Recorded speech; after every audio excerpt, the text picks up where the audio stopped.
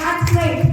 मैं आपसे जो बातें करने आई हूँ आज, उससे पहले मैं अपना परिचय देना चाहूँगी। Respected Principal Mrs. Nidhi Singh, Chief Guest Mrs.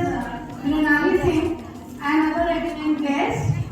Let me introduce myself. I am Preeti Thakur, the founder and director of Educare Institute, where we provide spoken English skills and personality development classes to all age groups, may they be online or offline.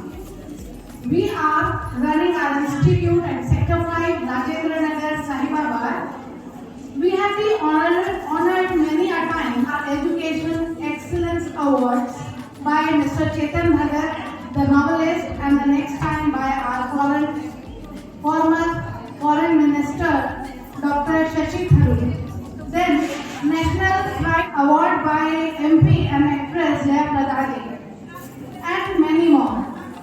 But ये award मेरे लिए special है जो आज यहाँ पर मिला। उसकी स्पेशलिटी ये है कि एक वुमन एंटरप्रेन्योर होने के नाते आज जो सम्मान मिला है इसे हम गौरवान्वित हो रहे हैं। जब मैं 17 साल की थी, बच्चों पीछे जो बैठे हुए हैं वो ध्यान से सुने, आपकी उम्र की जब मैं थी तो मैंने 2 पोएम्स लिखी थी और मैं दिखाना चाहती हूँ कि किस तरह से आज मेरे अंदर जो चेंज आया वो कैसे आया और समाज की वो कौन सी परेशानियां थी जो मुझे बहुत विचलित कर देती थी।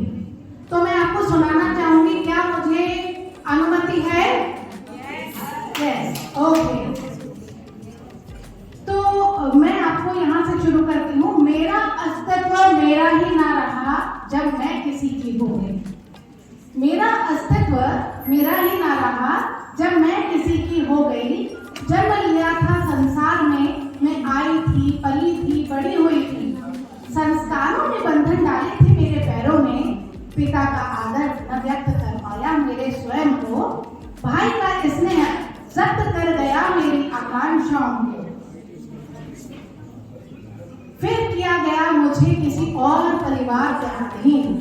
पति की इच्छा सर्वोपरि थी जिसमें अस्तित्व को मैंने पूर्णाधीन कर दिया था। पुत्र को जब पाया मैंने, अपने ही सींचे उस खतरे पर अधिकार पूरा जताया मैंने। फिर भी मैं कहाँ रही, अधीन हुई उसके मोह के। थे सब बंधन ये सब स्नेह के जटिल बंधन। जिंदगी के हर पड़ाव पर मैं किसी न किसी की रही, पर वो कौन है जो उम्र के किसी भी पड़ाव पर सिर्फ मेरा ही रहा। दोस्तों, इस कविता को लिखने के बाद मैं काफी दिन तक चर्चा में रही, क्योंकि मैं 17 साल की थी और मैंने माँ का दृश्य भी बताया था।